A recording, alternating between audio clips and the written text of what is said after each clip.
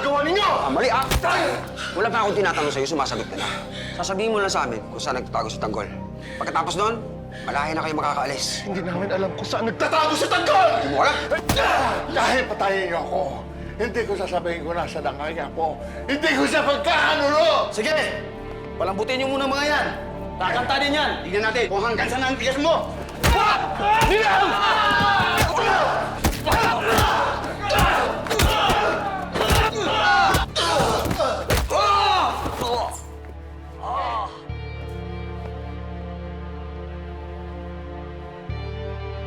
Pare, paparating na iba nating kasamahan. Sige. Oh, pasok kayo. Sige, pasok kayo. Kayong dalawa. Kayo ba yung mga bagong salta dito? Opo, Corporal. Patrolwoman Chona Vasquez po. Patrolwoman Paula Garcia po. Reporting for duty, sir. Garcia? Kaano-ano mo si Mauro Garcia? Tatay ko po.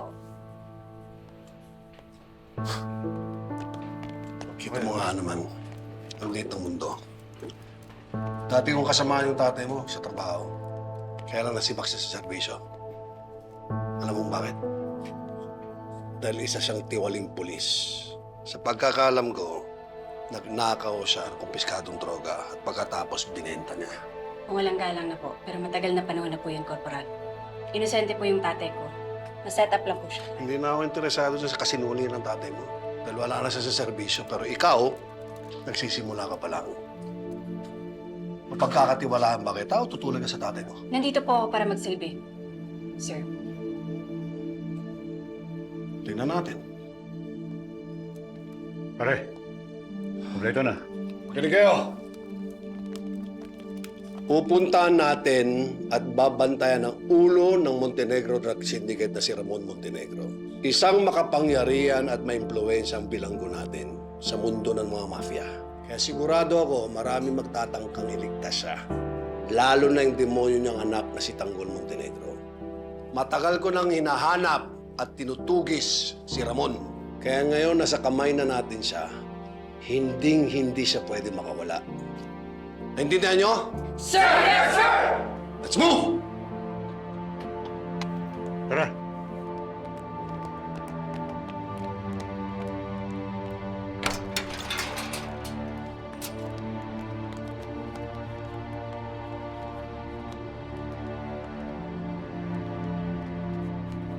Don Julio!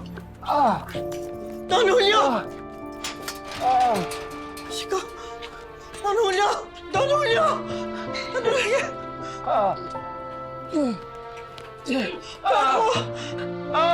Emil! Bukas ulit! Matino na kayong kausap! Franco! Franco, ano nangyari? Anong ginawa nila sa inyo? Mga ayop na pulis na yan, Marites. Walang awa kami pinagbubugbog. Anong hinihingi nila sa'yo? Pilit nila kami pinapaamin kung saan nagtatago si Tanggol. Ang inaalala ko lang ngayon si Ninong. Kung kakayanin niya yung mga sugat niya, kailangan niya madala sa ospital. Paano? Nandito nga tayo! Diyos ko! Don Julio! Kita mo na, Marites? Ano nangyayari sa lahat ng dumikit kay Tanggol? Mamatay tayong lahat dito dahil sa anak mo.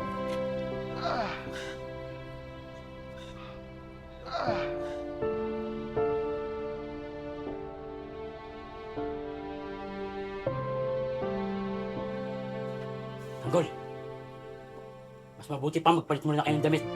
Siguradong aagaw ng pansin yung mga itsura nyo. Sandali lang ha. Kuha lang ako ng mga damit nyo. Diyos ko, tawaan niyo po kami. Nalanganib po ang mga buhay namin. Napapalibutan po kami ng masasamang loob. Hindi po kami ligtas nang wala ang inyong saklolo. Tulungan niyo rin po sana si Ramon at si Tanggol. Ilayo niyo po sila sa panganib. At balang araw, sana makumpleto po ulit kami.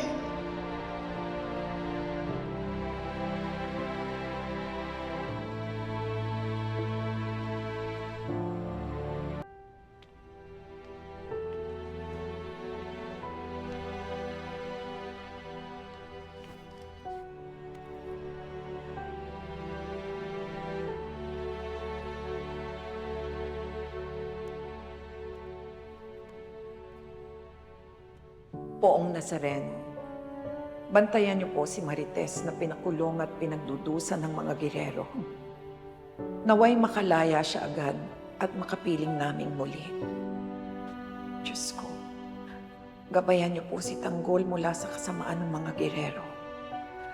Siya ang pag-asa ng lungsod ito. Gabayan niyo rin kaming mga sumusuporta sa kanya na huwag sumuko, na huwag panghinaan ng loob sa pagbangga namin sa mga tiwali.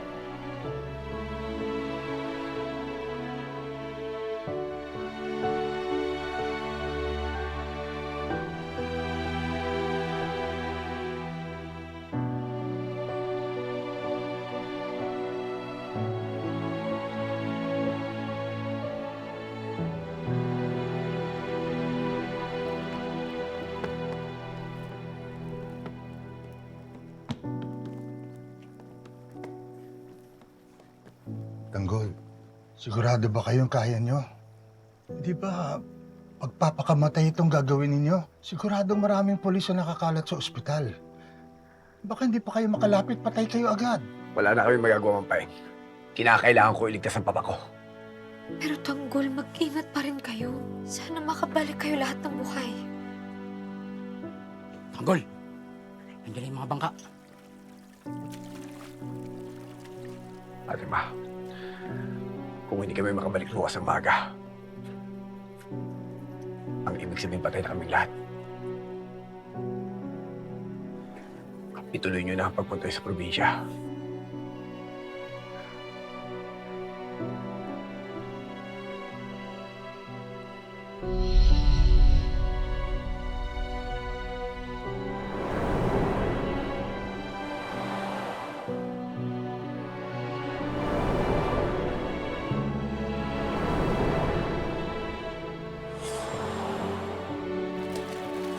Nakita ko ang kabutihan ng puso ni Tanggol. Ang pagmamahal niya sa pamilya niya at sa mga tao.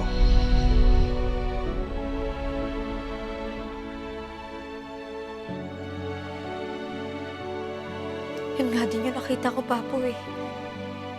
Bihira na lang ang mga ganyang tao ngayon sa mundo.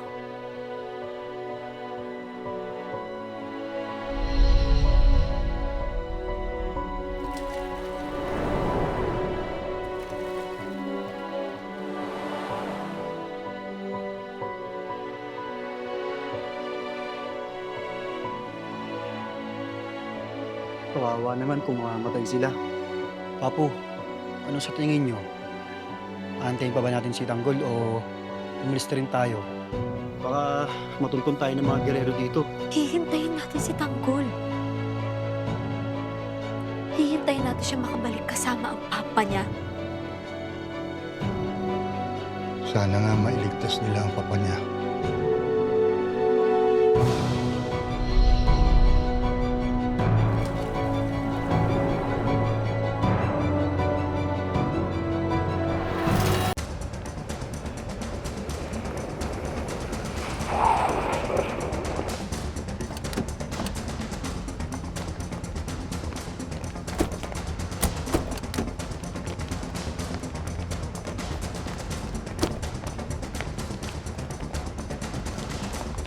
Sir!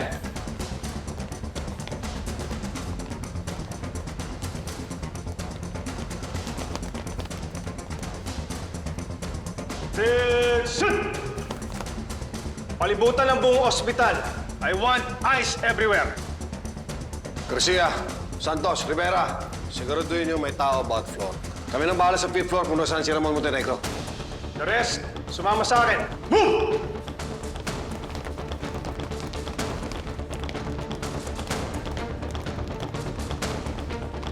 Yung iba sa inyo, dito pumosisyon. Off-limits itong hallway. Maliban na lang sa mga medical staff at saka security personnel. Understood? Yes, sir! Sir! Dito po. Doc. Doc. Kamusta yung lagay ng pasyente natin? His vitals are stable but he's still unconscious. Dok, kailan namin siya pwede ilipat sa kulungan? Kapag nagising na po siya, and we will do an assessment, If he's physically able, we will do a recommendation na i-release na siya. Salamat, Doc. Mendoza, Sir. pakicheck yung status ng mga bantay sa perimeter. Yes, sir.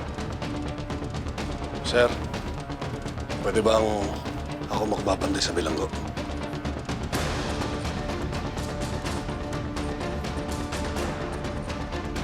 Lorca, relieve your post. Go ahead. Thank you, sir.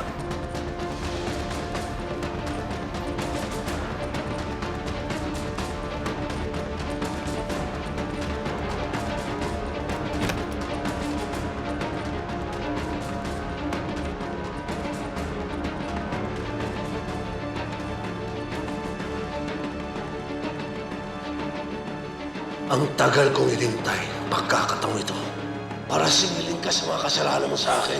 Buhay ka pa pala, demonyo ka! Sinira mo ang buhay ko. Winasak mo ang pamilya ko. Ramon! Ngayon magbabayad ka, demonyo ka! Papapatayin mo si Ramon! Patayin mo na rin ako! Gusto mo mamatay na kasama niya? Sige! Magsama ka sa impyerno! Maswerte ka, demonyo ka. At nabuhay ka pa. Kahit ang impyerno sinusuka ka dahil sa kasamaan mo. Ilang beses pa kita dapat patayin para tuluyan ka na sunugin sa impyerno. Saan ba kita dapat patamaan? Sa ulo? Sa dibdib?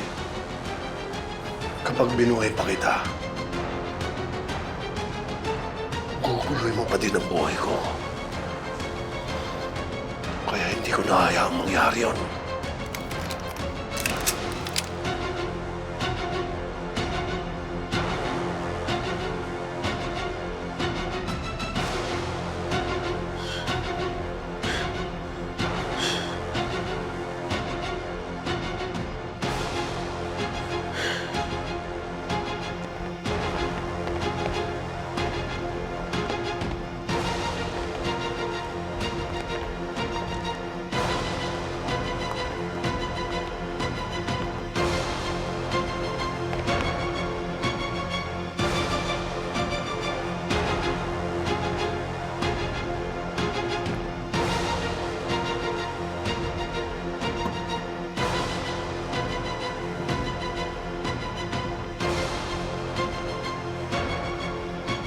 Tanggol, bantay sarado ng mga pulis sa ospital.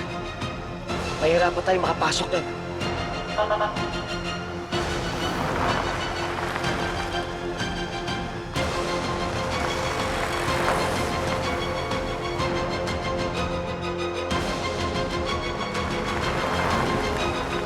Huwag kayo mag-alala.